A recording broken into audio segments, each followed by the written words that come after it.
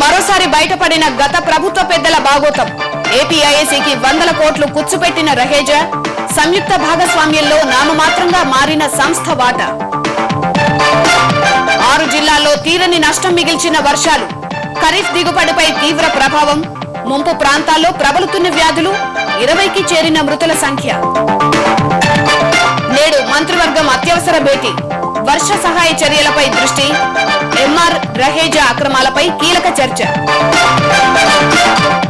ఆదర్శ కుంభకోణంలో బయటకు వచ్చిన మరిన్ని వాస్తవాలు, సైనిక అధికారులు అవినీతికి పాల్పడ్డారని నిర్ధారించిన ఆర్మీ. ఒబామా పర్యటనపై భారీ అంచనాలు పెట్టుకోవద్దన్న కేంద్రం, ద్వైపాక్షిక సంబంధాల కొనసాగింపే ప్రధానమన్న విదేశాంగ శాఖ. బీసీసీఐ గవాస్కర్ మధ్య ముదురుతున్న రగడ, ఐపీఎల్ 3 ఏళ్ల సేవలకు సొమ్ములు చెల్లించలేదన్న లిటిల్ మాస్టర్, తోసిపుచ్చిన బోర్డు.